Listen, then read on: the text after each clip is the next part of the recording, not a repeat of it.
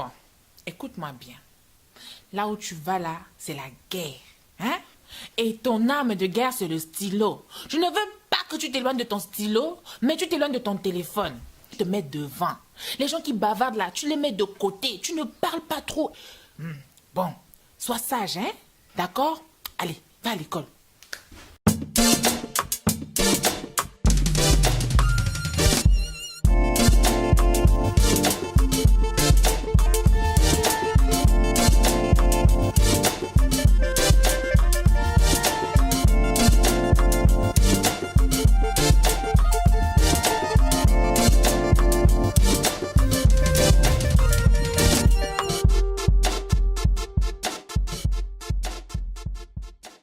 Coucou les filles! Salut! Ça va? Ça va, ça va toi? Bah oui, ça va, dis donc, vous êtes pleines de couleurs. Hein? Ouais. Ça y est, c'est le retour, vous nous avez ramené les couleurs. Ça y est, voilà. Ah, c'est génial. Ça fait plaisir de vous voir, dis donc. Alors aujourd'hui, on va aborder un thème important en cette rentrée. On va parler de l'intégration. Alors ma première question est la suivante. Que vous évoque le mot intégration? Intégration. Moi, le mot intégration, ça m'évoque quand tu es nouveau dans une entreprise, dans une école. Quand tu intègres un groupe, un club, je sais pas moi, de sport. Quand tu rentres dans une famille. D'accord. Toi, dans une famille. Bah oui, non mais dans une famille, dans le sens où, par exemple, lorsque tu vas te marier, par exemple, je dis ça comme ça. Hein. Ok. Et quoi d'autre? Ça peut être dans tout groupe en fait. Ouais. C'est ça. D'accord, ok, très bien. Toute forme d'intégration dans un groupe. Ouais. Ok, très bien. Alors les filles, voici ma deuxième question. Quels sont les différents types de tentatives d'intégration? Alors pour moi, il y a le très sélectif. Alors le très sélectif ne traîne qu'avec les gens avec qui il veut traîner, au détriment de certaines personnes. Donc ça veut dire que si c'est un intello, il va vouloir traîner qu'avec les intellos. Si c'est quelqu'un qui a les moyens, il veut traîner qu'avec les gens qui ont les moyens. Si c'est quelqu'un qui est un peu qui vient de la banlieue, il va vouloir traîner qu'avec les banlieusards, et ainsi de suite en fait, et au détriment de certaines personnes. Donc du coup, ça fait des clans dans les classes, ou bien même au travail. Tout simplement. Ok, d'accord. Moi, je parlerais quand même du sauvage. On n'est pas vraiment sauvage, je dis parce que je vais classer parmi. Voilà. En fait, on est des personnes qui n'allons pas vers les autres. Du coup, on passe pour des sauvages et du coup, on ne s'intègre pas. Ça fait déjà 2 semaines que dans la classe, tu parles avec personne. Il y a un problème. Donc, on parle du sauvage. Moi, le sauvage, il attend que les gens viennent en fait à lui. Et du coup, ça passe pour sauvage. Ouais, mais après ça dépend des personnalités. Parce qu'à contrario, il y a le forceur. Le forceur, je me classe un peu dans le forceur, mais il y a des niveaux. Et le forceur, c'est la personne qui, quand elle arrive, elle fait ami-ami avec tout le monde. C'est-à-dire qu'elle prend les numéros de téléphone, elle rajoute les gens sur Snap, sur Facebook. C'est voilà, on se fait un truc ce week-end, voilà, c'est quand ton anniversaire.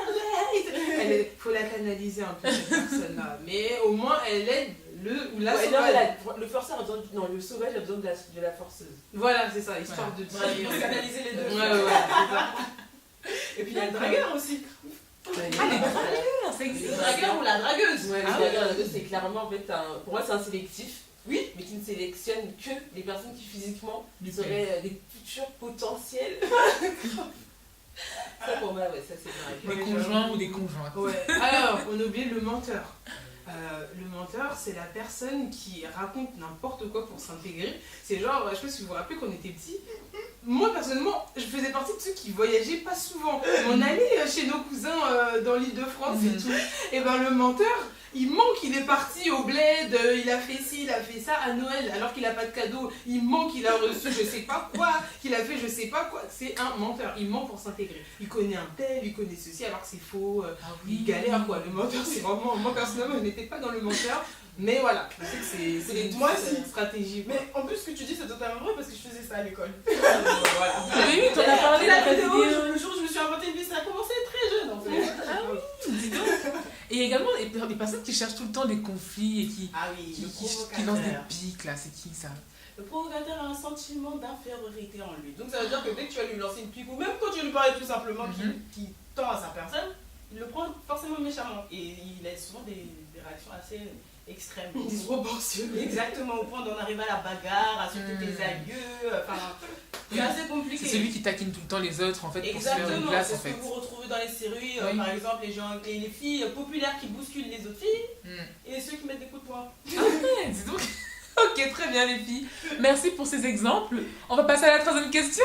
Alors les filles, voici ma troisième et dernière question. Quels sont les conseils que vous pouvez nous donner pour s'intégrer et bien s'intégrer? Alors moi je dirais que dans chacun des cas qu'on a cités précédemment, il faut vraiment trouver le juste milieu. C'est-à-dire que pour le sauvage, qui n'est pas sauvage, parce que voilà, on n'est pas sauvage, on ne leur demande pas de devenir des forceurs, ni aux forceurs de devenir sauvages.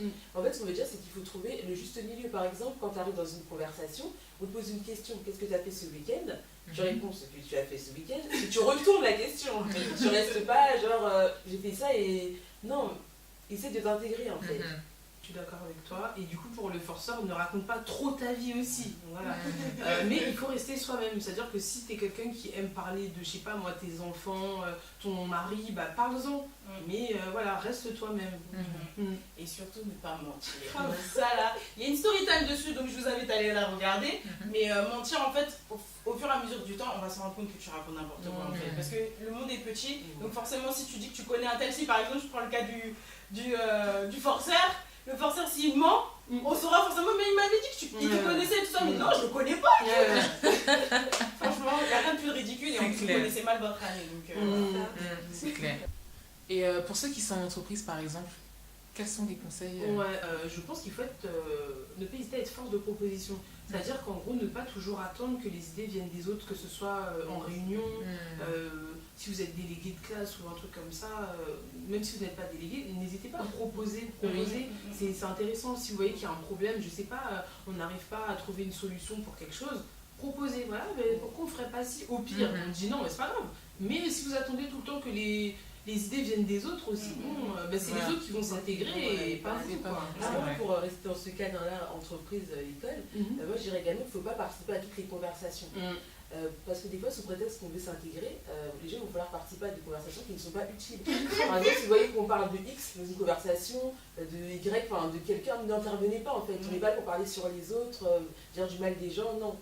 En plus, tout finit par se savoir. Et en plus, si c'est des rumeurs, vous êtes mal fait. De toute façon, moi, il y a un conseil que j'aime bien donner, c'est que ce que tu dis derrière, il faut que tu puisses le dire devant. Donc si ce que tu dis pendant l'attroupement contre X, si tu peux le redire devant X, il n'y a pas de souci. Mais si tu n'es pas capable de le répéter devant X, abstiens-toi. C'est vrai, parce que tôt ou tard, ça finira par se savoir. Ça devient de la calomnie. C'est vrai. C'est vrai. Ok, bon, bah je vous remercie les filles pour tous ces conseils. Moi je suis pareil pour l'intégration, ça y est. C'est la rentrée. Et je vous invite à aller regarder la vidéo. Bonne rentrée et n'hésitez pas à nous dire dans quel type vous vous êtes reconnu. En commentaire, inbox, tout ça. D'accord, très bien. Ok, bah moi je ferai mon petit commentaire. Merci les filles. Du coup, on l'a fait avant de partir? Ouais, ça fait trop longtemps. Ouais, ça fait trop longtemps. Hein. Allez, 1, 2, 3, avec nous. Ce que je suis ne dépend pas de ce que je possède, donc je suis avant d'avoir.